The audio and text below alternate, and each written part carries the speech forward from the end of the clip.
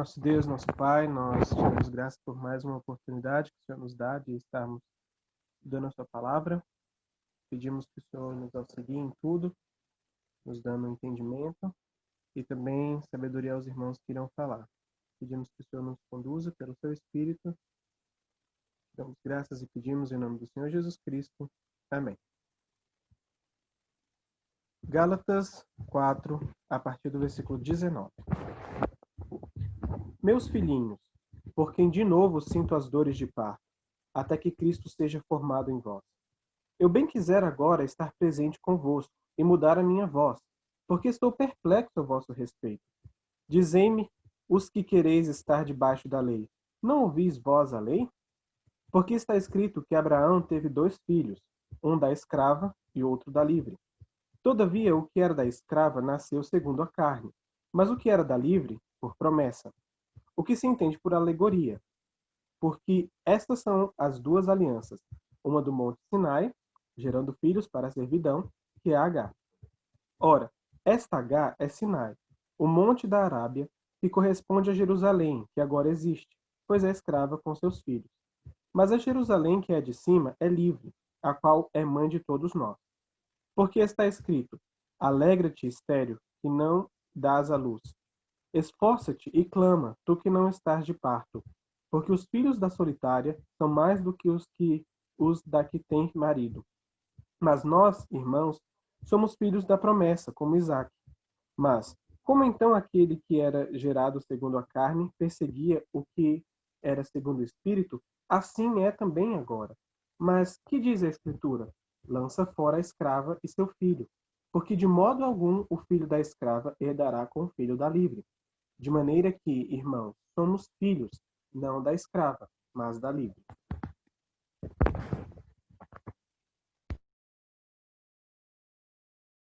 Antes da gente começar, essa segunda parte do capítulo 4, né? Notar que no capítulo 3, Paulo se referiu a vários homens. Abraão, ele usou Abraão como um exemplo do que ele estava falando, Moisés, Abacuque, os profetas, né? Como argumento para o que ele estava levantando, né? E no capítulo 4 aqui, é interessante notar isso, como ele fala aqui mais das mulheres, especificamente como mãe, como na maternidade, né? Ou seja, no capítulo 3 a coisa era mais do lado paternal, e aqui ele vai falar mais do lado maternal das coisas. Homem, quando se fala na escritura de homem, ela está mais relacionada do lado posicional da verdade, a posição que nós temos na verdade.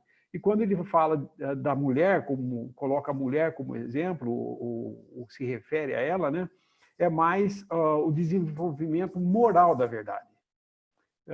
Isso fica fácil entender. Por exemplo, o pai e a mãe cuidam dos filhos. Geralmente, o pai ele estabelece na família a posição como família. Mas quem ensina os princípios morais, tudo para os filhos, é a mãe, geralmente. Então, existe esse relacionamento moral da verdade quando ele fala das mulheres aqui. E preste atenção, no versículo 4 desse capítulo 4, fala de Maria, da mãe do Senhor. O versículo 4 fala, mas vindo a plenitude dos tempos, Deus enviou seu filho, nascido de mulher. Ele está referindo a Maria. Nesse versículo 19 aqui, ele vai falar dele mesmo como sendo uma mãe, sentindo as dores de parto pelos Gálatas.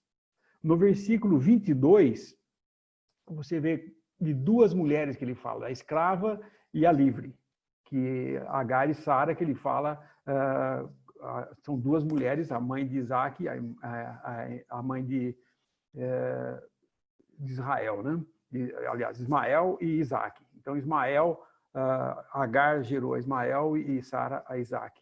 Ela fala de Jerusalém terrena, que é o Monte Sinai, como também sendo uma mãe, né?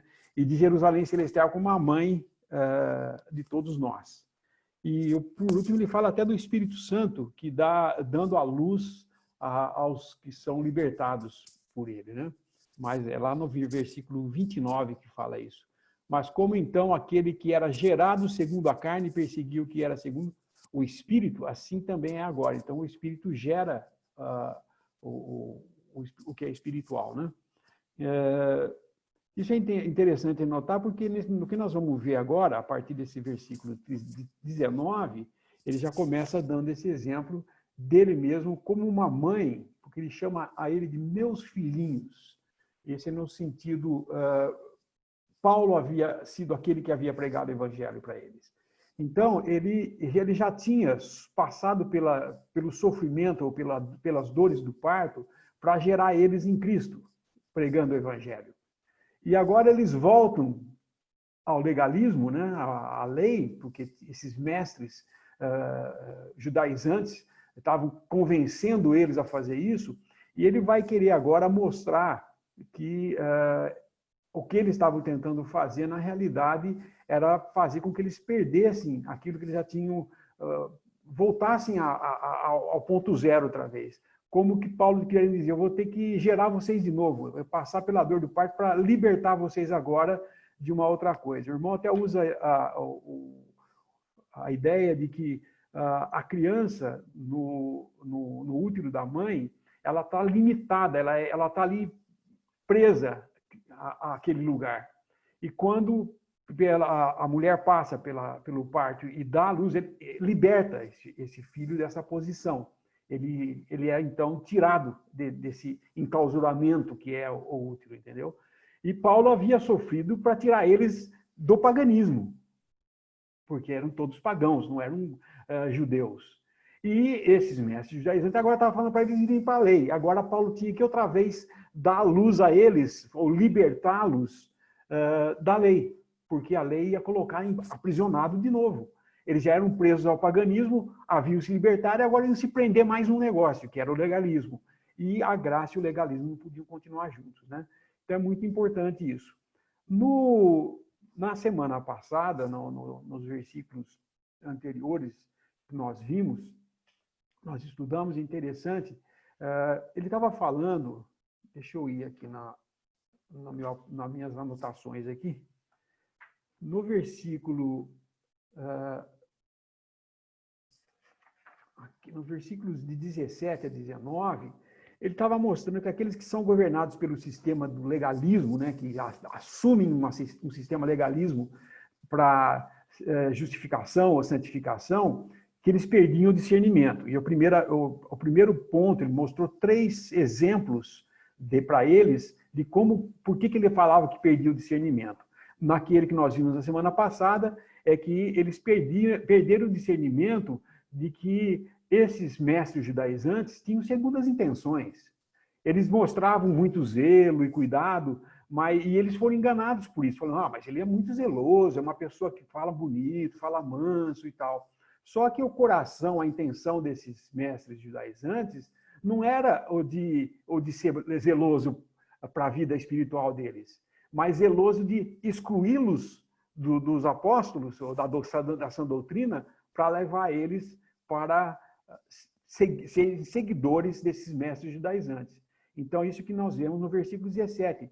Ele fala, querem excluir-vos de nós para que sejais zelosos após eles, ou seja, seguir a eles, entendeu? E agora ele vai mostrar, nesses versículos do 19 e 20, do 18, 19 e 20, aliás, o 19 e 20, né? Que é a segunda coisa que prova que eles estavam perdendo o discernimento. Porque aqui no versículo 17 e 19, eles tinham perdido o discernimento e que eles estavam sendo enganados por esses homens e que o zelo que eles apresentavam, a bondade, aquela amizade boa que eles tinham, parece que tinha uma boa comunhão, mas estava escravizando eles e desviando eles da verdade e fazendo com que eles chegassem ao ponto de seguir esses homens. E já está querendo, assim, como que excluir Paulo, não considerando que Paulo havia sido, na verdade, aquele que era zeloso por eles. Então, agora, ele chama ele de filhinhos e explica para eles que ele vai ter que ser libertado de novo. E o fato de eles terem que ter Cristo formado neles outra vez é muito mais do que a nossa posição só de estar em Cristo. Estar em Cristo é uma coisa posicional. Todo crente que crê em Jesus Cristo como seu Salvador, aceita a obra de Cristo, ele tem o Espírito Santo e ele está agora em Cristo, né? Mas só estar em Cristo não é o suficiente. Não que não seja o suficiente. Na realidade, estar em Cristo não é a mesma coisa do que Cristo formado em nós. Porque o Cristo formado em nós tem a ver com a prática nossa agora dessa posição que nós temos. É o andar cristão. E é disso que ele está tratando aqui. Agora, se nós fomos libertados para agora se escravizar de novo para a lei, nós não estamos discernindo o que está acontecendo. O discernimento desses Gálatas, então, ele está mostrando aqui que estava falho. E ele fala, eu bem quiser agora, versículo 19, 20, estar presente convosco e mudar a minha voz, porque eu estou perplexo a vosso respeito. Ele ia até mudar o tom de voz com eles, porque ele ia dar um puxão de orelha neles, como filhos que eram, filhinhos. Vocês estão fazendo uma coisa totalmente fora, totalmente errado. Vocês estão se escravizando de novo, voltando a um negócio que foi eliminado pela cruz. Sabe? Nós não devemos nada à lei. E a lei nem pode fazer nada por nós. Só pode nos condenar e nada mais.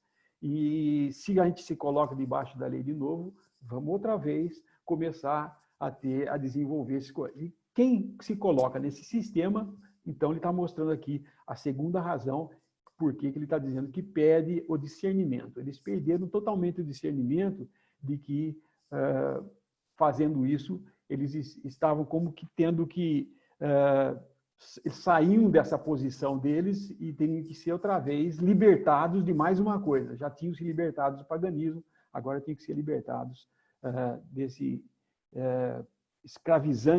escravizante lei, né? Dessa religião, que é muito comum até no dia de hoje a gente ver o quanto isso é verdadeiro, né? Quantos homens tentam escravizar o cristão, colocando debaixo de regras, de procedimentos, de rituais e tudo mais, que na realidade são baseados em pensamentos humanos. Deus nunca quis isso para o cristão. Ao contrário, a liberdade de servir a Deus em espírito e verdade.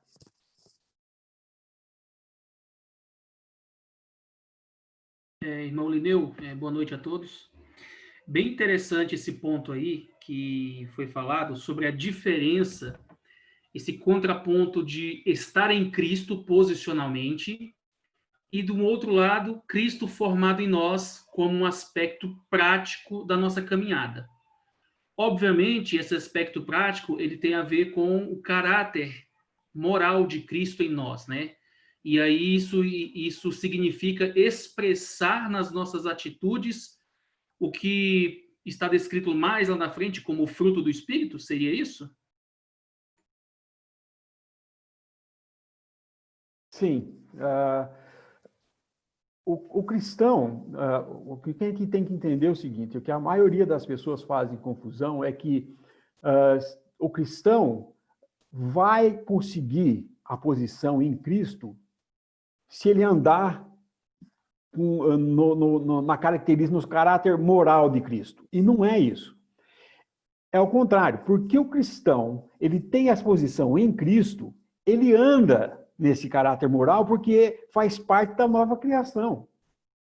Então, se eu volto para a lei e começo a criar regras para dizer, olha, se eu fizer assim e assado, eu vou ganhar de Deus a aprovação e ele vai me abençoar, isso é lei. O que a lei promete? Se cumprir, viverá. Se não cumprir, vai ser condenado. Então, não pode ser assim. A graça não funciona assim. Não é através das coisas que eu faço de bem agora como cristão que me aproximo de Deus. Lógico, o nosso andar errado nos tira a comunhão. E o que nos faz voltar não é a minha capacidade de se regenerar ou de se arrepender, é o Espírito Santo em nós que faz isso. E quando nós entendemos que tudo é do Espírito Santo, nós vamos procurar entender que nós temos que chegar mais próximo em comunhão com o Senhor. Agora, O que faz Cristo ser formado em nós? O que é que causa esse Cristo formado em nós?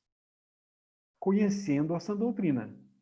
A sã doutrina é o que faz em nós Cristo ser formado. Quanto mais nós conhecemos a doutrina e buscamos aprender da verdade, mais a gente vai entendendo o que Deus fez por nós e mais a gente vai vivendo na alegria dessa posição que temos. E daí, as coisas que o mundo apresenta para nós já não tem apelo, porque nós temos coisa superior que nós estamos aprendendo. O que fez os Gálatas serem enganados desse modo? Eles não estavam aprendendo doutrina, eles estavam abandonando essa doutrina para seguir a aparência zelosa daqueles falsos mestres. Mas zelo não leva você a Cristo. Paulo fala isso com muita propriedade. Assim, no meu zelo eu persegui a igreja de Deus. Matei cristão. Por isso eu falo, sou o pior dos pecadores, porque persegui a igreja de Deus. No zelo religioso dele, pensando com isso que estava fazendo um favor a Deus. Quantos homens que vêm visitar e ficam com a gente e falam, tem aquela beleza, e ficam falando, e geralmente esses que falam esse tipo de coisa, tem esse tipo de legalismo, traz o legalismo na mochila, ele tem uma característica de nunca falar claramente. Ele não sabe falar a doutrina aberta, assim, olha, é isso, isso e isso. Ele vai usar figuras e símbolos e sombras, e daí ele conecta uma coisa com outra coisa lá, e no final, você basicamente não entendeu o que ele estava dizendo.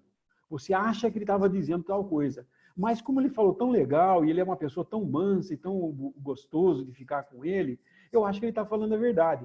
Ora, qual é o remédio para isso? A sã doutrina, gente. Se eu sei a sã doutrina e alguém vem com um de ficar fazendo voltas em volta da verdade e não fala a verdade, eu vou entender que ele não está falando a verdade e não vou seguir essa pessoa. Era exatamente o que Paulo estava querendo dizer para eles. Escuta, eu tenho que sofrer de novo as dores do parto para tirar vocês, libertar vocês dessas garras que vocês estão levados, porque não sabem a sã doutrina. Então, ele mostra que conhecer as Sagradas Escrituras não é privilégio daqueles que são mestres. Muitos pensam que, bom, eu não vou estudar porque deixa para o Lineu, deixa para o alemão, deixa para...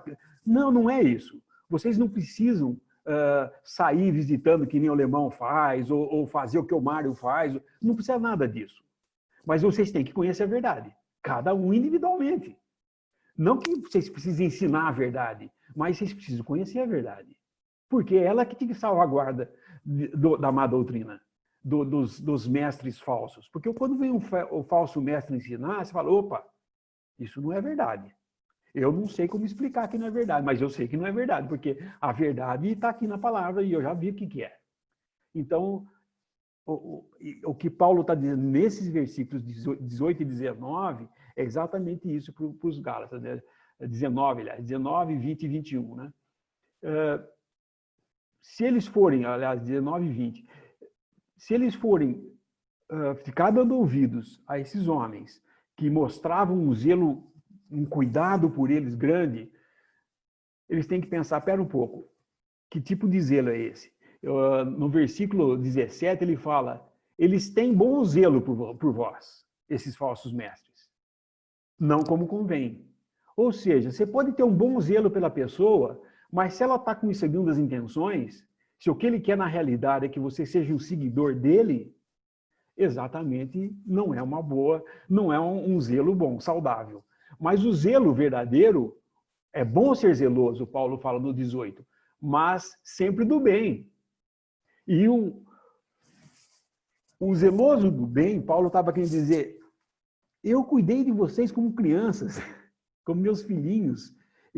Entre vocês, eu estive falando essa doutrina e não impus em vocês nada, de vocês eu não tirei nada, não cobrei nada do que eu falei, eu só falei, entendeu? E cuidar, e tinha zelo por eles, e queria visitar e conversar. Mas eles estavam tratando ele já como inimigo. Você vai ver mais no final, mais à frente, coisa que ele fala por acaso me fiz ser inimigo de vocês, de dizer a verdade? Mas era isso que eles estavam fazendo.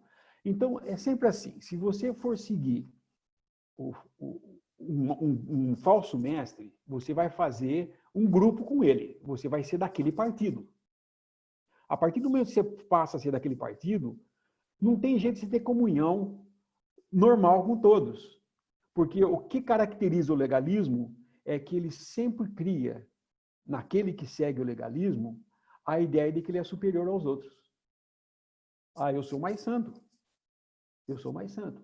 Criam castas dentro do próprio sistema que eles criam castas, aqueles que estão mais próximos da verdade e os que estão assim, e não é. A posição de todos é a mesma.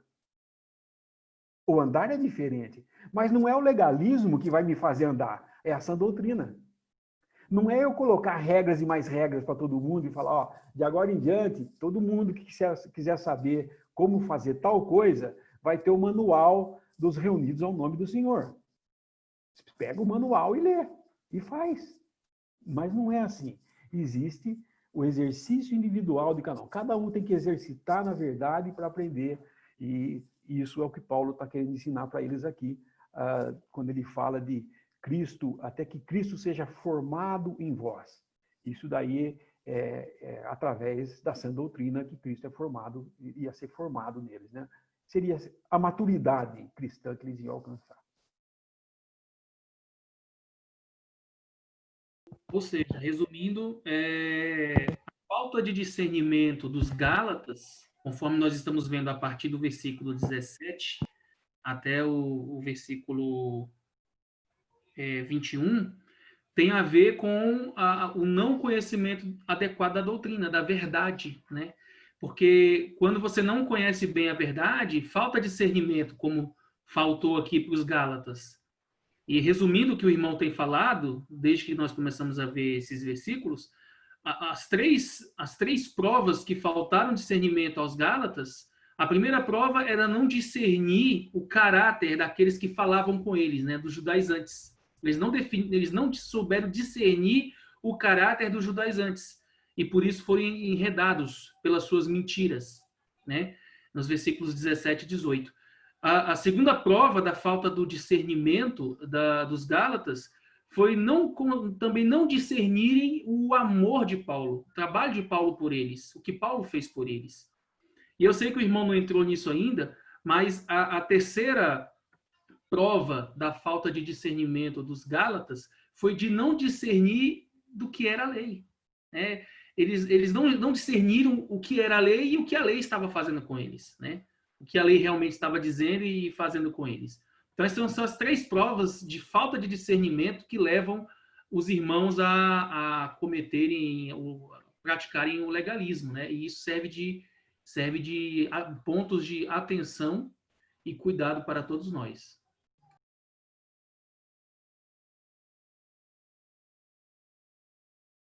Exato. Quando no versículo 21, ele fala, dizei-me os que quereis estar debaixo da lei. Não ouvis vós a lei? Porque se você quer estar debaixo da lei, presta atenção no que a lei está falando. Presta bem atenção. Paulo está basicamente dizendo isso para eles. Vocês, o versículo, dizei-me os que quereis estar debaixo da lei. Vocês não ouviram a lei? Porque a lei não é uma coisa muito sutil que ele está falando aqui. Porque o que acontece? A lei, como forma de mandamentos, se você errasse num só, você errava em todos. Você não poderia ser assim, falar, tá bom, eu vou escolher o que guardar da lei. Quanto a isso da lei, isso eu cumpro. E é isso aí que vai me tornar mais santo. Não, a lei ou se abraça ela inteira, ou você deixa ela de uma vez.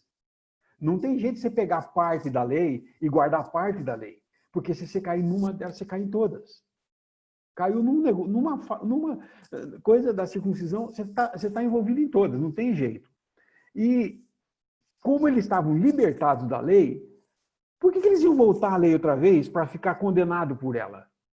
Então, Paulo deixa bem claro que Vocês não estão ouvindo a lei, vocês não estão discernindo o que a lei está dizendo para vocês. Vocês estão achando que vão se justificar diante de Deus, ou se santificar, ou ser mais aceitos por Deus, ou ser mais cristão, mais feliz, guardando alguma forma de regra ou de lei. Vocês estão enganados, vai ser ruim a coisa. Vocês vão estar se colocando debaixo de um jugo que não é para o cristão. Porque nunca foi intenção de Deus de que um cristão se pusesse debaixo da lei depois de salvo. Nunca foi. E todos os que fazem isso acabam se desgarrando ou acabam saindo para outro caminho, porque ou ele desanima, porque o que a lei faz para a gente é desanimar mesmo, porque fala, é impossível, o que eu posso fazer? É impossível. Ou então eles acabam criando outras formas de religião, que a gente vê no mundo hoje aí, adventismo e tudo mais, em que colocam uma série de regras, de lei e tudo mais, né? Isso acaba, no final de tudo isso, negando a obra de Cristo. Esse é o ponto principal e mais perigoso do legalismo. O legalismo acaba criando a ideia de que, sim, o homem pode fazer alguma coisa para se garantir na presença de Deus.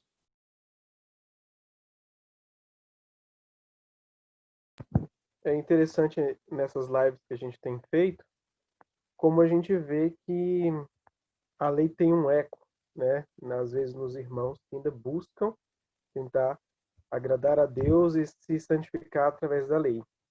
No momento das perguntas, né, quando a gente está fazendo as lives dos jovens, sempre tem aquelas perguntas: posso fazer isso? Posso fazer aquilo? Como que criando uma listinha de regras, né, do que pode ou não pode fazer. Posso usar um pingente com uma cruz? Posso fazer isso? Posso fazer aquilo?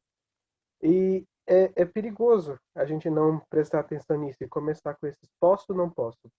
Façais ou não façais, né? É complicado, porque a gente, sem perceber, começa a criar essa listinha pessoal nossa e não percebe que todas essas coisas são baseadas, na verdade, que deveriam ser, no exercício pessoal de cada um diante do Senhor. Saber se aquilo convém para você ou não, digamos assim. E não tentar impor certas coisas a outros irmãos. Ou se achar melhor por não fazer certas coisas que outros irmãos possam estar fazendo, né? A outra coisa que o legalismo leva a fazer é que, quando se começa a criar um sistema legal, o legalista, vai se afastando cada vez mais da verdade. Isso é o que ocorre. Mas a pessoa não percebe que está fazendo isso. Ele acha que ele está servindo a Deus fazendo isso. O irmão até fala isso, que é interessante, você falar com um legalista, tentar mostrar para ele nunca vai conseguir racionalmente entender. Porque ele está tão empenhado em fazer aquelas regras e guardar aquelas regras, que tudo que você falar ele não vai entender, ele não vai querer receber. E ele vai cada vez se distanciando mais e inconscientemente, ou mesmo sem perceber isso, ele vai se afastando do caminho, a ponto de Paulo falar, eu estou perplexo a respeito de vocês, porque olha onde vocês estão indo. Vocês estão completamente fora daquilo que foi o começo.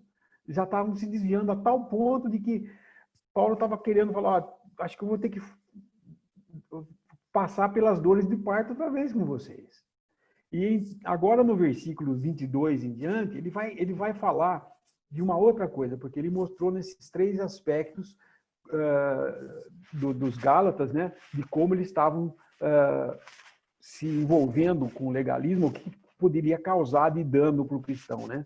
E agora ele vai falar de uma outra coisa, que é o que o legalismo faz na Assembleia. Porque até agora nós vimos ele pode criar um grupo de pessoas, uma pessoa ficar enganada e tal. Mas existe mais uma coisa, e ele usa aqui uma alegoria, né, que é o versículo 22 em diante, dos filhos de duas mulheres, né, da escrava Agari e da outra Sara, que era a esposa de Abraão. Uma era escrava e outra era esposa. E nesse sentido ele vai mostrar como figura, né, lendo aqui, você vê que o próprio texto sagrado fala, né, porque está escrito que Abraão teve 2 filhos, um da escrava e outro da livre. Todavia, o que era da escrava nasceu segundo a carne, mas o que era da livre, por promessa. O que se entende por alegoria, porque esses são os 2 concertos, um do Monte Sinai gerando filhos para a servidão, que é Agar. Ora, essa Agar é Sinai, um monte da Arábia, que corresponde a Jerusalém que agora existe, pois é escrava com seus filhos. Mas a Jerusalém que é de cima é livre, a qual é a mãe de todos nós. Porque está escrito, alegra-te, estéril, que não dás à luz, esforça-te e clama, tu que não estás de parto, porque os filhos da solitária são mais do que os que têm marido. Mas nós, irmãos, somos filhos da promessa, como Isaac. Então, aqueles que queriam viver em princípios baseados no conceito legal, eles iam acabar sendo conflitantes com aqueles que eram nascidos em liberdade. Isso quer dizer, quando na Assembleia surgem grupos ou mestres ensinando o legalismo e começa a atrair seguidores, inevitavelmente, esses escravizados vão perseguir o da promessa. Vai haver divisão, vai haver conflito sempre. E enquanto não for tratado isso, e é por isso que Paulo está falando isso para os Gálatas, porque os Gálatas, querendo guardar a lei, eles estavam querendo dizer, nós conhecemos a lei, então vamos usar um exemplo da lei para vocês verem como é inconcebível e incompatível esse tipo de coisa. Por quê? Se eles estavam querendo voltar à lei, lógico, vamos para Abraão, então. O que aconteceu com Abraão? Ele teve 2 mulheres. Uma era escrava, ele teve filho com 2 mulheres. Uma era escrava, que foi Ismael, né? Então Agar deu à luz a Ismael, e depois Sara teve um filho, que foi o filho da promessa, Isaac. Aí o que aconteceu? Ele vivia zombando de Isaac. E chegou um ponto em que não conseguiam mais viver juntos. Qual foi a solução para Abraão? Coloca para fora a escrava e seu filho.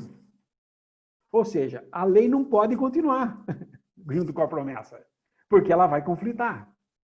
Teve que descartar ela. Abraão, foi difícil fazer isso, foi duro para ele, mas ele teve que fazer.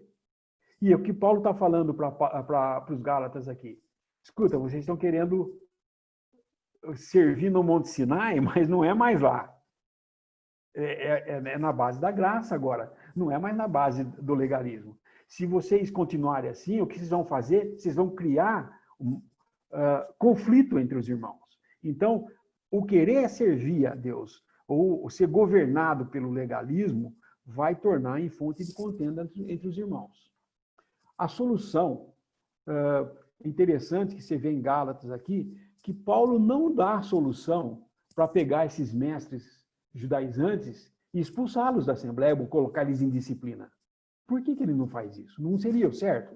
Se tem alguém falando uma doutrina no meio de nós, coloca ele fora de comunhão, disciplina essa pessoa.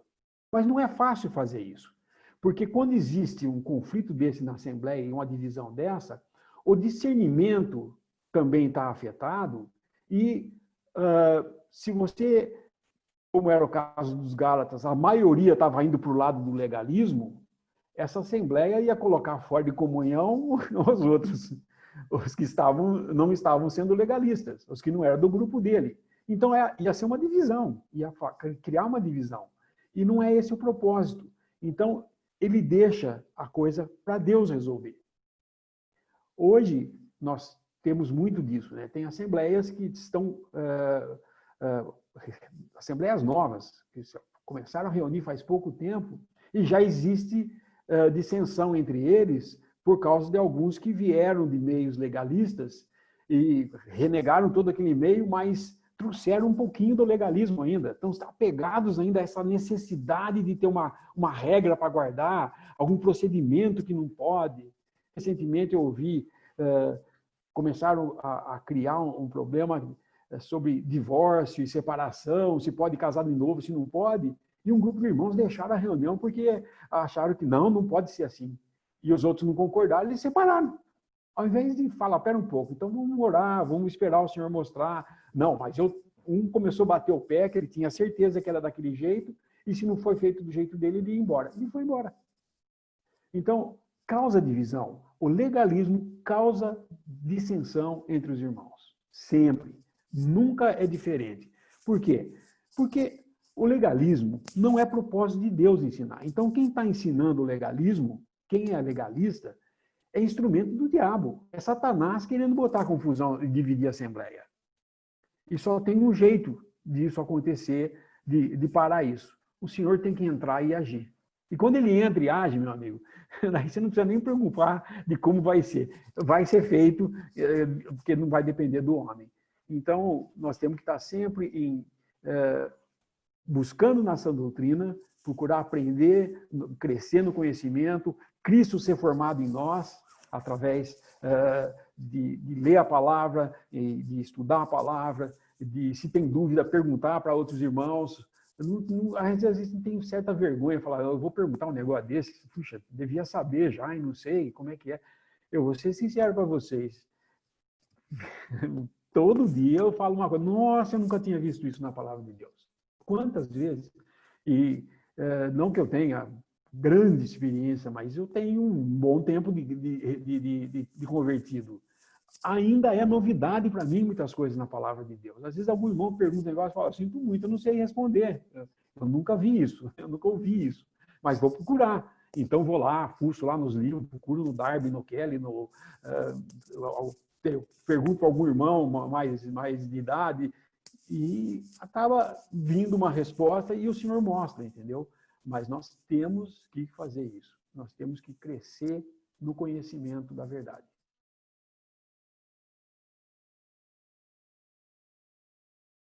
Olha que interessante. Quando há legalismo confrontando a graça, há contendas, né? E o Paulo até cita isso lá no capítulo 5, versículo 15 de Gálatas. Ele fala assim: se vós, porém, vos mordeis e devorais uns aos outros, vede, não vos consumais também uns aos outros.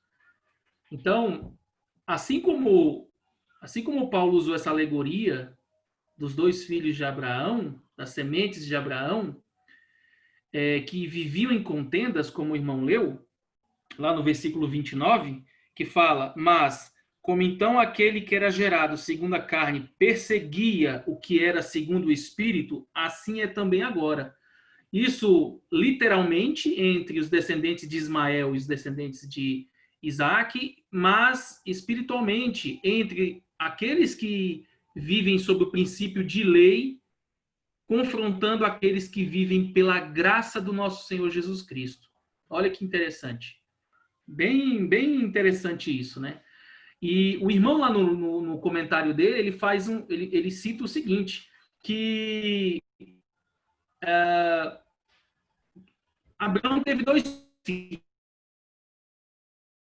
filhos, mas um andava por graça, né? O filho da promessa, que é Isaac. Eu não sei se os irmãos estão me ouvindo, está cortando aqui a internet. Mas o Isaac representa o filho da promessa, representa os cristãos hoje. Mas Ismael também era semente de Abraão. Então, essa é a questão prática do nosso viver. Nós podemos viver na graça, como filhos da promessa, ou podemos, mesmo posicionalmente sendo filhos de Deus, posicionalmente tendo a descendência de Abraão, mas vivermos segundo a carne, sob o princípio de lei. Isso é algo que nós devemos meditar muito a respeito.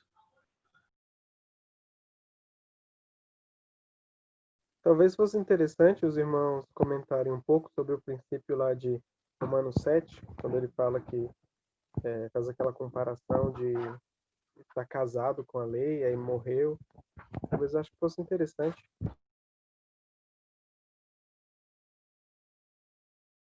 Apesar de que em Romanos 7, Paulo está falando da experiência de um que nasceu de novo, mas ainda não é selado com o Espírito, né? E ao passo que aqui em Gálatas é cristão já selado com o Espírito Santo que quer voltar para a lei, né? Que quer guardar a lei.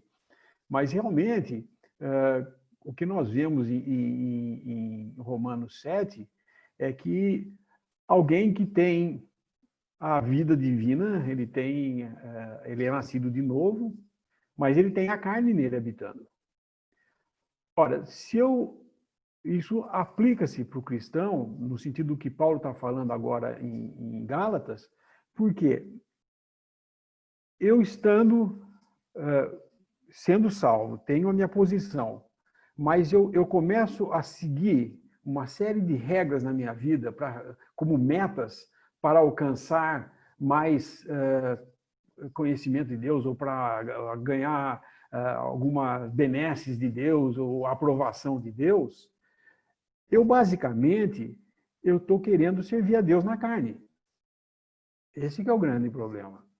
O cristão pode fazer isso. Ele pensar que está sendo zeloso no que está fazendo, né? E está servindo a Deus na carne. Isso não leva a nenhum lugar a não ser problemas, porque se eu estou servindo Deus na carne, eu tenho série de regras e eu falo assim, puxa vida, só eu estou fazendo isso e ninguém está fazendo. Veja como eu sou santo. E quem não fizer igual a mim, olha aquele lá, como ele está desviado, coitado, não preciso ensinar a minha regra para ele. Quero que ele me siga. Não que ele tenha essa intenção, mas é o que eles acabam fazendo, é o que se acaba vendo que faz o legalista. Ele acha que aquilo é tão importante para a vida dele, para ele se sentir um bom cristão, que ele quer passar isso para os outros fazerem igual a ele. E desde quando eu sou padrão para alguém? Nunca fui e nunca vou ser. Porque Cristo é o nosso padrão. Então, se um dia vocês me ouvirem falando aqui, olha, irmãos, vocês devem andar como eu vou contar o que eu faço, e daí começa a falar de mim, eu fiz isso e fiz aquilo, e todo mundo me siga nisso daí, que é muito bom o que eu fiz. A quem eu estou pregando? A mim. E vou querer seguidores. E se tiver alguém que vá de encontro com o que eu estou falando, só falar, bom, então você continua para o seu caminho, que eu tenho os que me seguem. E vem, e você sai e leva. Isso que é o problema. Isso que é a divisão na Assembleia. Quantas e quantas nós vimos homens que tinham conhecimento da palavra, mas estavam querendo, eram seguidores.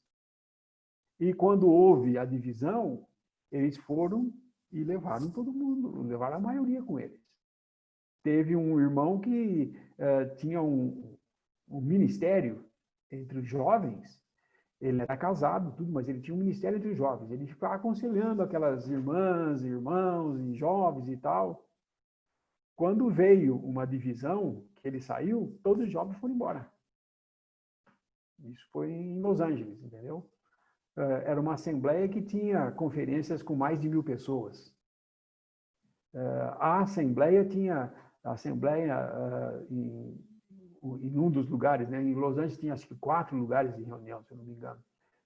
Mas tinha assembleia lá que tinha 400 pessoas reunidas.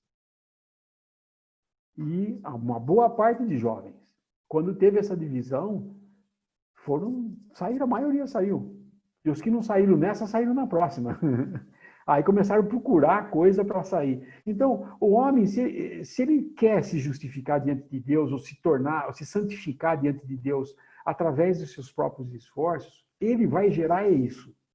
Porque se é uma obra na carne, ela vai gerar divisão, ela vai gerar contenda e vai perseguir aqueles que são, como fala no versículo, vai perseguir o que é segundo o Espírito.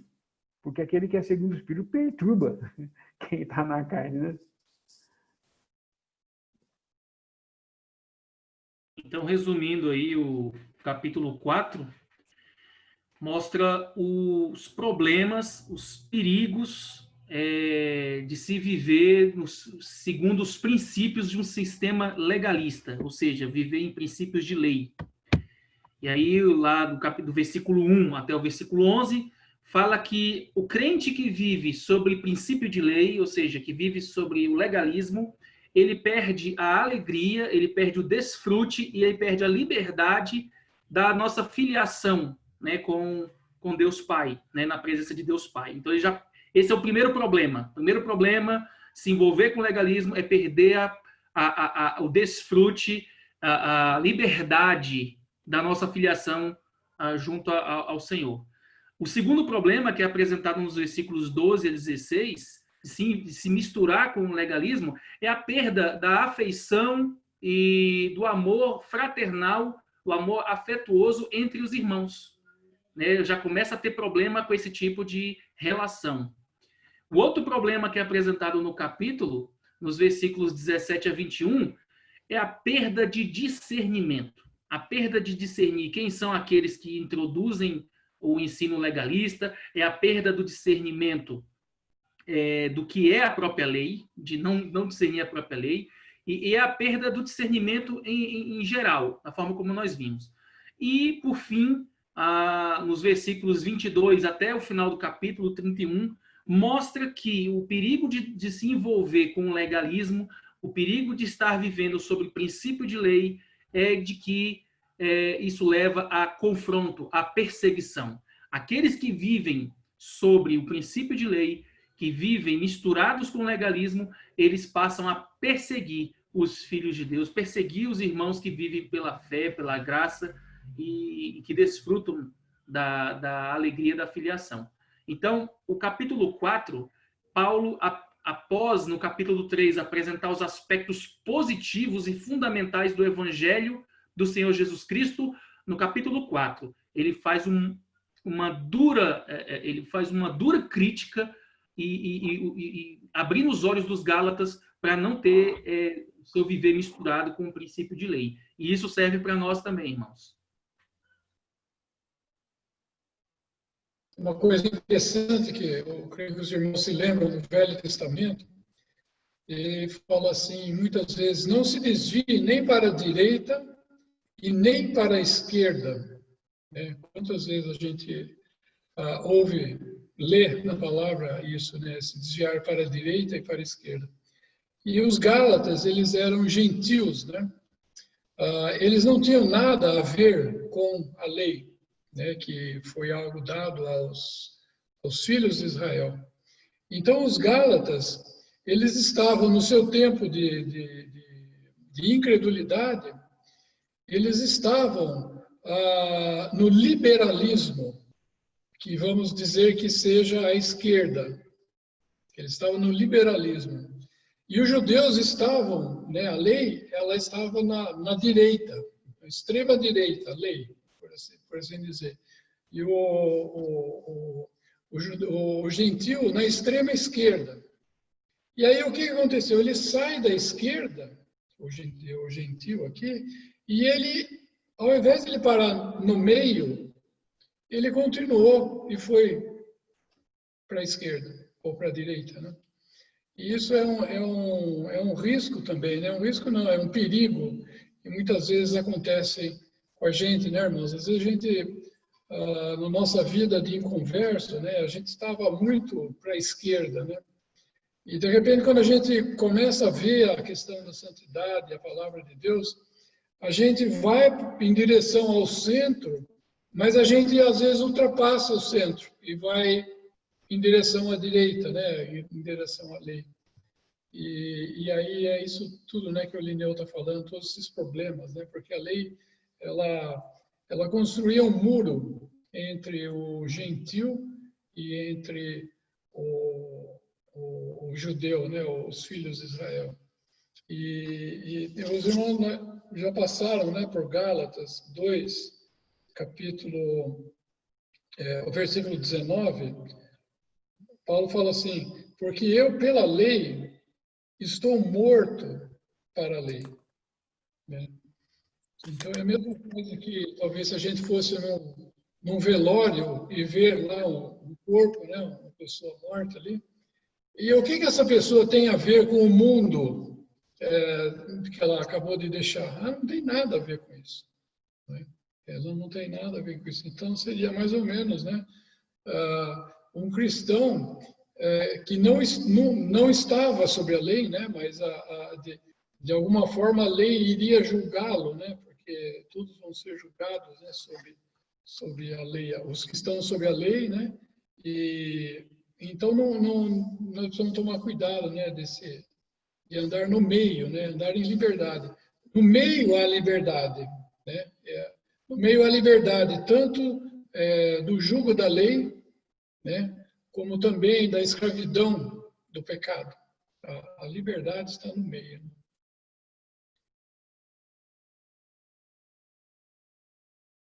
O exemplo, inclusive, que o Bruce dá no livro, né, é de uma estrada. O caminho nosso é uma estrada, né? Mas existe, não sei se vocês já dirigiram em estrada de terra, em sítio, para que quando chove a coisa não fique tudo enlamaçada, ela tem uma vala do lado direito e uma vala do lado esquerdo, entendeu? Se você está com tanto medo, você quase cai na vala do lado direito, você dá uma guinada no carro, você vai cair do lado esquerdo. Você vai para o outro extremo. O nosso negócio não é nem o legalismo, nem a libertinagem, mas o que é reto e o que é o caminho. É a verdade que está no meio, entendeu? A gente, às vezes, falar de esquerda, direita, vai dar uma conotação política, né? Nós somos centrão, não é isso. Tem nada a ver com... É questão de extremos. A gente, para escapar de um extremo, você corre para o outro extremo, o extremo oposto. Então, não tem jeito. Você não deve realmente flertar com o legalismo, mas muitos, para mostrar que não tem nada de legalista, eles se tornam libertinos. Eles usam da graça para a própria carne, para satisfazer a própria carne. E falam, não, eu estou livre já, o Senhor me livrou, eu posso fazer tudo. E vai e faz tudo o que ele acha que está certo. Nós não fomos libertados para fazer nossa vontade. Nós somos libertados da escravidade do pecado para poder servir a Deus. Esse é o caminho que nós temos que seguir, servir a Deus.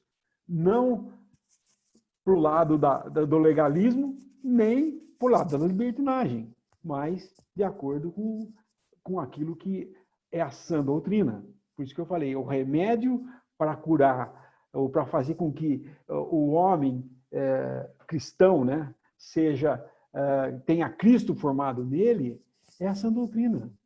Muitos ficam preocupados em querer ensinar para os irmãos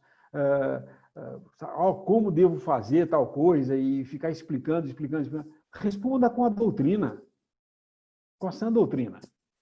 Porque é de falar de Cristo que nós vamos escutar dele, não de falar das coisas que são contra Cristo, contra as coisas que são contra Cristo, que nós vamos chegar a Cristo. Não, muito pelo contrário, isso não tem lógica. O que, na realidade, nos mantém é o poder de Deus. Nós temos essa posição em Cristo Jesus, mas Cristo está sendo formado em nós. Nós estamos, pouco a pouco, crescendo no conhecimento dessa pessoa maravilhosa. E cada dia que passa, mais você entende dele, mais você é grato pelo que ele faz, e mais você serve a ele em liberdade, porque você tem essa liberdade. Não é uma coisa que você vai conseguir guardando um grupo de regras e de leis formadas por quem quer que seja. Seja ele a pessoa mais importante do mundo, como os católicos gostam do Papa, né? E o Papa que dita todas as regras, ou como aqui no sistema evangélico, né? Tem lá aquele da Universal, todo mundo dá tudo para ele, ele é o bom, ele sabe tudo, ele que dita as regras também. Ou vai para a congregação cristã, para onde você quiser. Eu estou falando nomes aqui, mas qualquer sistema religioso que você vá, cristão, tem um chefão ditando como é que é as regras, tem um estatuto dessa igreja. Tem um livro lá que você tem que assinar, que você é membro, e você vai ter que ler tudo aquilo lá e concordar com o credo deles. Não é isso cristandade. Não é o que Deus nos libertou para fazer, para seguir uma religião. Deus nos libertou para servir a Ele.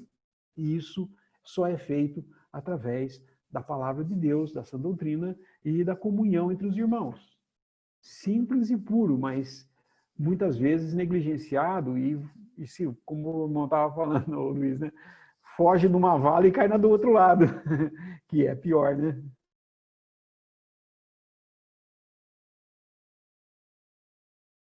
Posso falar, dá licença, falar uma coisa que eu achei bonito no início dos versículos desse capítulo, que nos fala do Pai e Filho, e lembrando do capítulo 15 de Lucas, o Senhor Jesus ali começa a falar para 4 tipos de classes de pessoas: os publicanos, os pecadores, os fariseus e os escribas. E ele fala de 3 parábolas: da dracma perdida, da ovelha perdida, e depois a parábola do filho pródigo. E é interessante de ver que o Senhor Jesus ali já falava isso. E quando ele sugeriu, né, como a gente falou sobre o fariseu, é interessante ver que tem no significado de fariseu, é falado que ele seria uma pessoa separada e distinta. E embora eles fossem judeus, mas é falado também que eles eram separados e procuravam se distinguir dos outros, fazendo esforços extraordinários para observarem a lei. Então, nós vemos nessas 3 parábolas de Lucas 15, que na primeira foi achada a ovelha, na segunda foi achada a moeda, a dracma perdida. Mas na terceira parábola, ninguém achou o filho. Né? Talvez fosse o dever do filho mais velho, de vendo a situação que o pai se encontrava, ter ido buscar esse filho mais novo. Mas não. Deus teve que tocar no seu coração, e nós vemos que ele primeiro fala que eu pequei contra Deus, contra o céu, e pequei contra o meu pai. E daí ele volta. E quando ele volta, ele tenta fazer alguma coisa parecida, como tentar se justificar. Porque ele fala que ele queria ser igual a um funcionário do pai, né? Um empregado do pai. Talvez tentando, com isso, pagar o que ele tinha trazido de dívida para o pai, ou de desgosto, alguma coisa assim.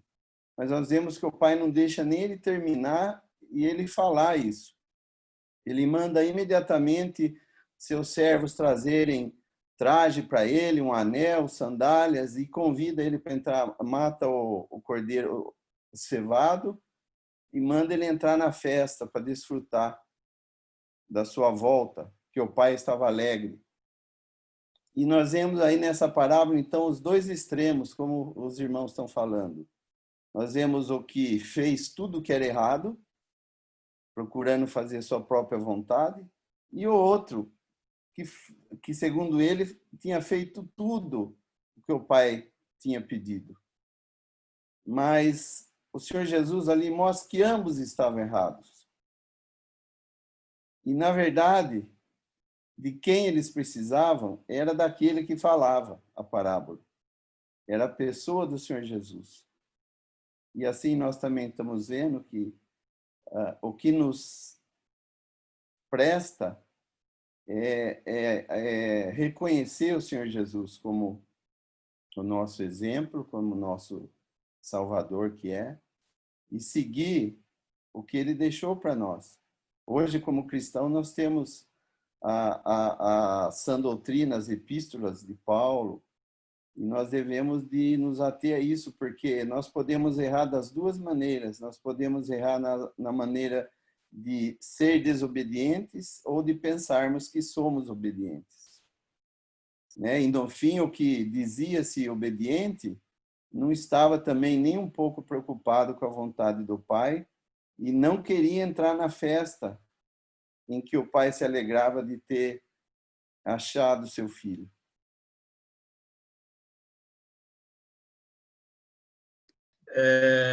Então, irmãos, recebi uma pergunta aqui no chat, eu vou fazer para vocês.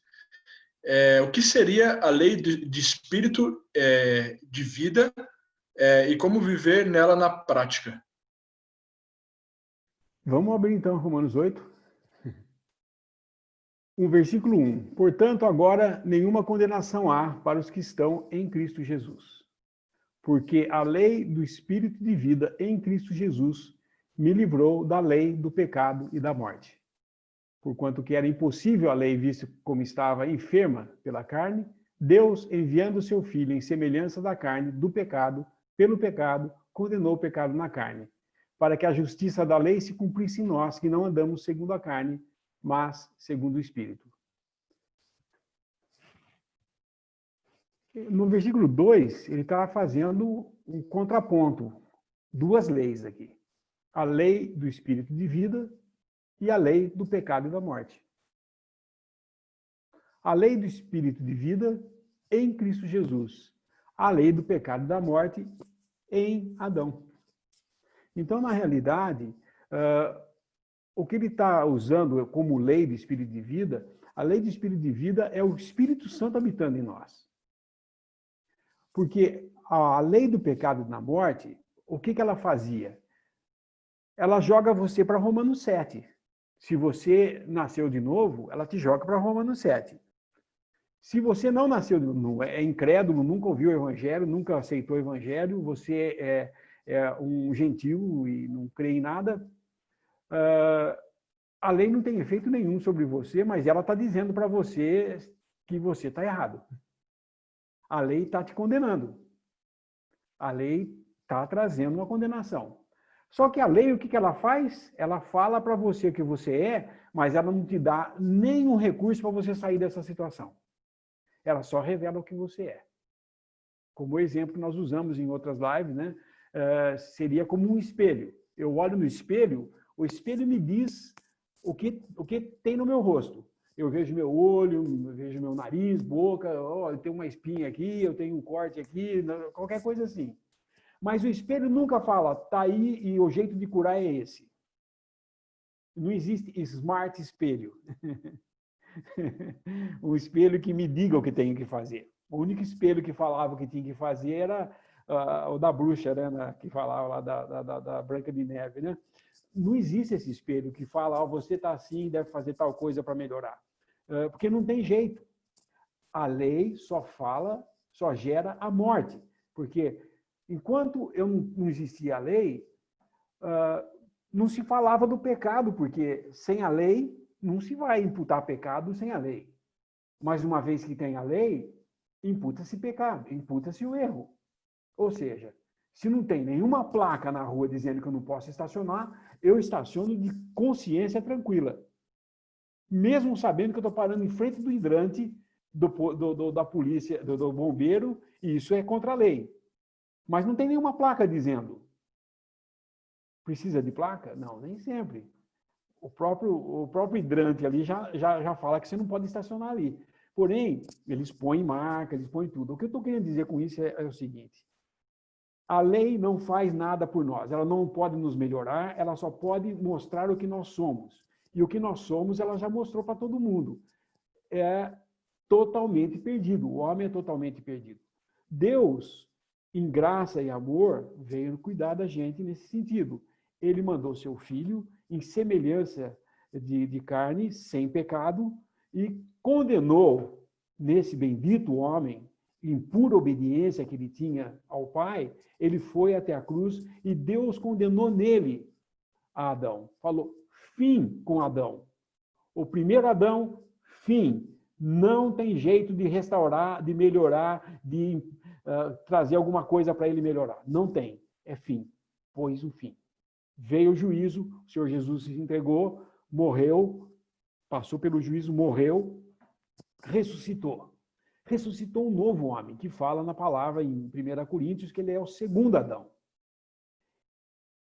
Esse segundo Adão, esse criado em Cristo Jesus, é a vida nova que nos é comunicada pelo Espírito Santo e pela palavra. Então, quando eu ouço o evangelho da salvação e creio nele, eu sou selado com o Espírito Santo e, ao mesmo tempo, esse Espírito é uma nova lei em mim.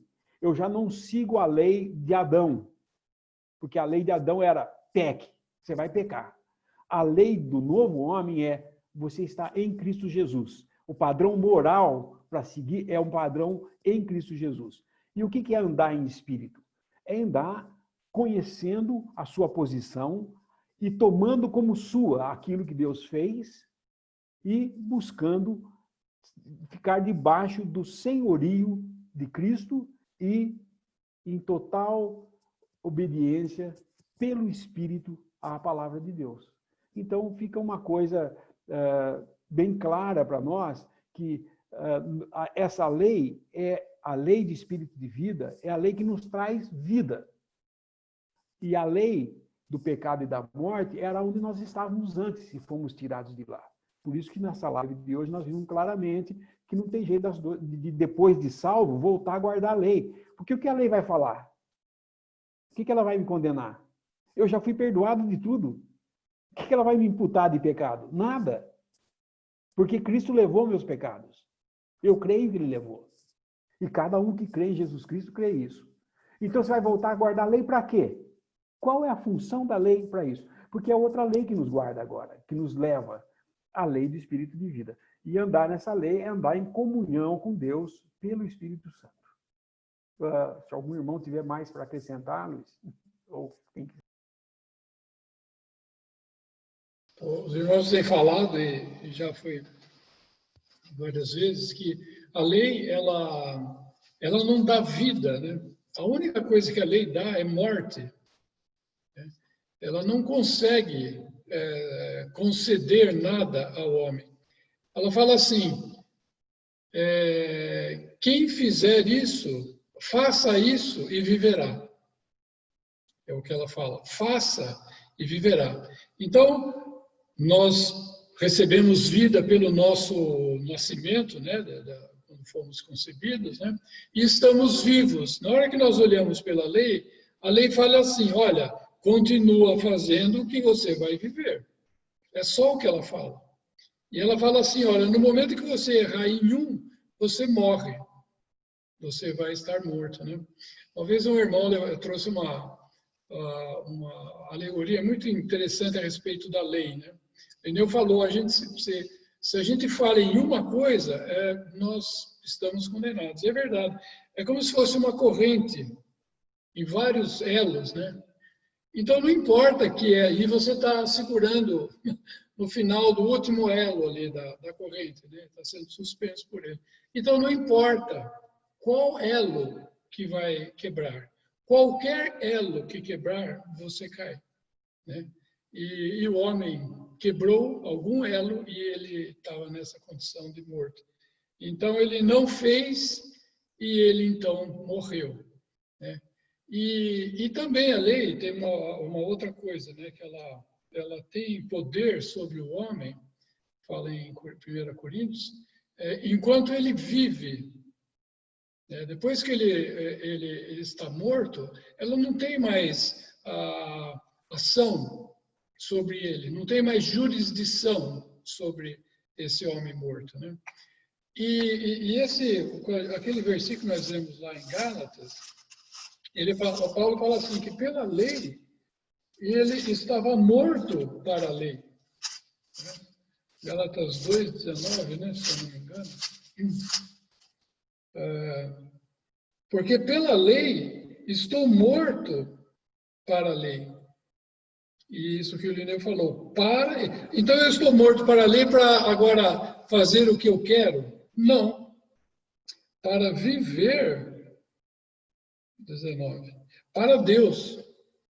Né? Sob esse novo princípio, né, de vida, que é esse princípio de vida que nós temos em Cristo, no novo homem, na nova criação. O irmão Bruce fala, a lei não pode abençoar. E essa é uma verdade. Ele até põe um versinho, ele fala, corra, João, e viva, a lei ordena. Porém, não dá pernas ou mãos. Muito melhor nova atrás do evangelho, o qual me manda voar e me dá asas. Então, a diferença entre lei e graça é isso daí.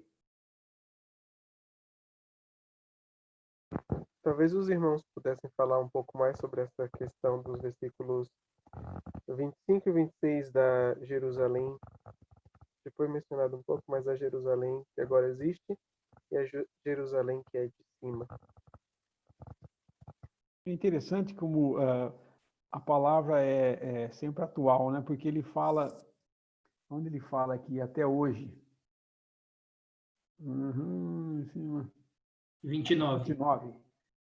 E assim é também até agora, no tempo de Paulo, né?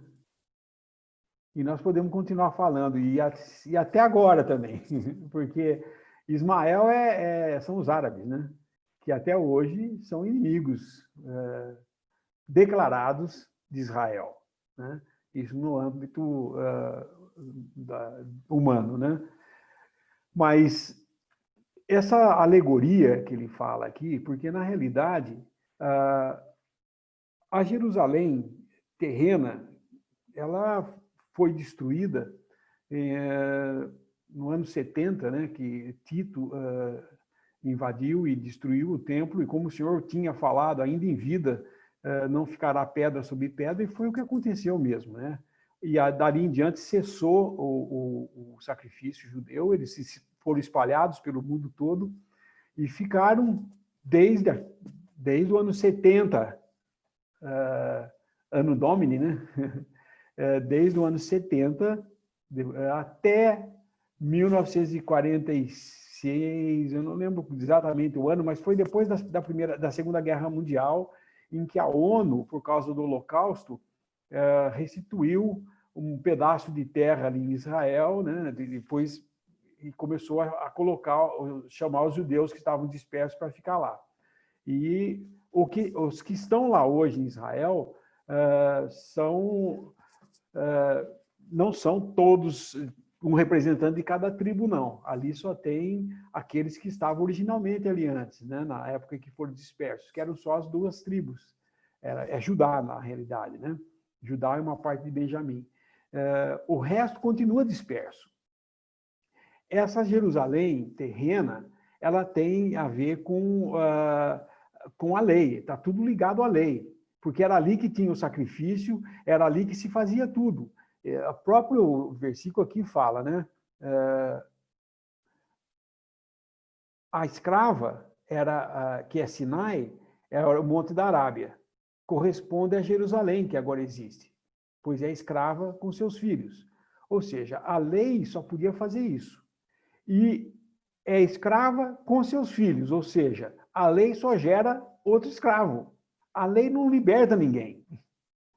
Então, Agar só podia ter filho escravo, porque ela era escrava. Isso a gente sabe quando a gente estuda o tempo da escravatura no Brasil, né, como funcionava a coisa. Eu comprava um escravo. Se eu comprasse um escravo, ele ia trabalhar na minha propriedade e lá, se ele tivesse uma escrava e coabitasse com ela e tivesse um filho, esse filho era minha propriedade também. E todos os filhos que nascessem ali eram escravos meus por propriedade, porque eu era dono deles, entendeu? E nunca uma escrava podia gerar um filho livre. Nunca. Só quando mudaram a lei no Brasil que isso começou a acontecer. A lei do ventre livre, por exemplo, a partir daquele momento, eles não queriam libertar os escravos, que ia ser um prejuízo muito grande, ia parar tudo. Então, eles falaram, o que nós vamos fazer? Bom, a partir de hoje, quem nascer na escravatura, o que está no ventre da escrava é livre, ele nasce livre. Mas ele continuava na fazenda. Na verdade, na prática, o que aconteceu foi isso, né? Que ele não tinha para onde ir, né? Vai deixar o pai e a mãe. Mas o que é básico que está ensinando aqui é isso. A escrava só podia gerar filhos escravos. E a Jerusalém terrena, ela só poderia gerar seguidores terrenos. Ela não podia, alguém indo lá em Jerusalém do jeito que era, oferecer um sacrifício e ir para o céu por causa disso. Ela não levava ninguém para o céu. A promessa era tudo terrena. Porém, quando veio, ele mostra a alegoria agora, dizendo que Sara corresponde já não mais não está falando só da esposa, ele está falando que Sara é a verdadeira mulher. ele fala no versículo aqui 27, porque está escrito: alegra-te, estéril, que não dás à luz, esforça-te e clama, tu que não estás de parto. Ou seja, ela não é a escrava que está para dar à luz e gerar um filho que vai para o céu, mas a Jerusalém que é de cima é livre. Quem está relacionado com a promessa celestial é livre. Ele crê em Jesus e ele está livre para servir a Deus. Ele foi libertado, ele não é escravo de nada. Então, esse ponto que ele traz essa alegoria é exatamente para mostrar que debaixo da mesma casa não tinha jeito de viver os dois. Então, Abraão teve que botar fora aquilo que era escravo, né? Teve que botar a lei com os seus filhotes escravos para fora. E pronto. E daí, então, poderia Isaac tomar o lugar e ser, então, aquele que ia trazer a nação escolhida de Deus, que era Israel, né? Mas, se alguém tiver mais alguma coisa para explicar sobre esses versículos? Eu não sei se eu fui bem claro. A Jerusalém terrena, ela é a lei, né? Ficou bem claro isso. E a Jerusalém celestial, que é de cima, é a mulher, a esposa verdadeira escolhida de Abraão, né? E ela, então, é que é a figura de todo o sistema da graça divina agindo no homem. E a graça gera vida. Então, a graça de Deus, por meio de nosso Senhor Jesus Cristo, nos alcançou, nos gerando vida eterna. Então, é uma nova lei sobre a qual nós vivemos, que é a lei do Espírito de vida. Isso aí também responde à pergunta anterior, né? Irmãos, veio mais uma pergunta aqui no chat. É de uma irmã. Abre aspas. Eu estava lendo que Deus disse sobre Ismael que dele faria uma grande nação. E como ele disse, Ismael persegue Isaac, descendência até então. Mas há algo preparado de bênção para os islãs? Essa. Tem. Se eles crerem em Cristo Jesus como Salvador, eles têm todas as bênçãos nos lugares celestiais. Porque eles são gentios, né? Eles são, apesar de ser descendentes de Abraão, eles não podem dizer que eles são nação de Israel, né? Então, até uma vez, quando começou a surgir esse negócio de Israel, os palestinos e tal, alguém escreveu no jornal a solução para acabar com o problema entre israelitas e palestinos é ambos crerem em Cristo, tanto os judeus quanto os palestinos. Se eles crerem em Cristo, acabou o conflito. Por que eles não creem? Porque um fala que Abraão é pai dele e o outro fala que o Abraão é pai dele. E os dois estão certos. Mas um é escravo e o outro é livre. Um é escravo e o outro é da mãe verdadeira. Isso que ele teria que entender.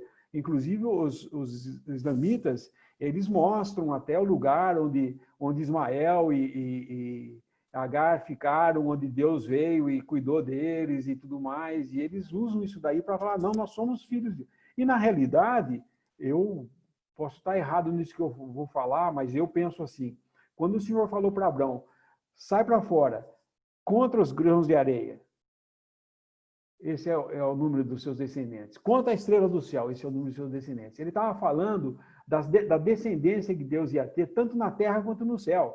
Tanto daqueles que são com promessas celestiais, quanto com promessas terrenas. Porque o grão da praia está falando de coisa terrena e as estrelas do céu de coisas celestiais. Então, em Abraão, porque, olha o último versículo nosso, de maneira, irmãos, somos filhos não da escrava, mas da livre. E no capítulo anterior, fala no versículo 29 do capítulo 3 de Gálatas. E se sois de Cristo, então sois descendências de Abraão e herdeiros conforme a promessa. Ou seja, nós que cremos, a igreja, ele é descendente de Abraão, então de Abraão também saiu os descendentes de promessa celestial. E os que ficarem aqui na terra, quer sejam judeus, israelitas, ou muçulmanos, ou árabes, ou qualquer outra, sírios, tal, isso tudo vai ser tratado logo depois dos 7 anos de tribulação. As nações virão, aí se vocês quiserem ler isso daí, naquele livro de profecias do Bruce, fala muito bem disso, trata tudo isso daí, de todas aquelas guerras, das uniões que vai ter de países para lutar contra Israel, e daí quando Israel estiver totalmente cercado, o Senhor Jesus vem, coloca o pé no meio, no monte, e aí então ele estabelece o reino a partir daí. Mas ele vai fazer o julgamento de todas as nações e vai trazer nações gentias, inclusive dentre os árabes, que crerem no evangelho do reino, eles vão entrar junto com Israel também e vão estar aqui na terra, vão trazer as suas homenagens e dobrarem a Deus, as suas ofertas a Deus também e honrarem a Deus. Mas, assim, uma promessa como tem a igreja, ou como Israel tem da terra, para os árabes, eu desconheço. Se alguém tiver alguma coisa. Tem outra pergunta no chat.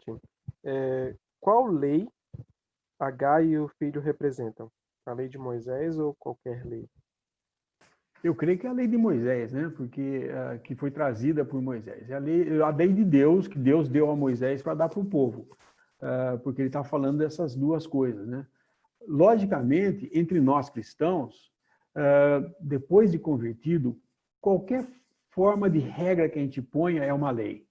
Por isso que muitas vezes, quando você lê no Novo Testamento da lei, procura dar uma olhadinha como o Darby fala. Em muitos locais onde ele fala da lei, o Darby traduz como de lei, ou seja, de qualquer tipo de lei, qualquer tipo de regra. Porque nós temos, às vezes, falar assim, bom, eu não vou guardar o todo, estou dizendo isso porque o Adventismo fala isso. Não, mas nós não guardamos todas as leis cerimoniais de Moisés. Nós só guardamos os 10 mandamentos. Não, meu querido, porque a circuncisão também tinha que ser feita. E eles não se circuncidam. Então, eles já erraram aí, então eles já estão condenados se eles querem ser justificados pela lei, ou se eles querem ser santos pela lei. Teriam que se circuncidar e teriam que guardar toda a lei. Isso não é possível. Então, de qualquer forma, eu acho que aqui está falando, sim, da lei de Moisés, do que Deus entregou para Moisés no livro do Pentateuco, que a gente vê lá em Levítico, e o que todas as ordenanças que eles tinham, né? Acho que eram mais de 600 diferentes coisas que eles tinham que fazer.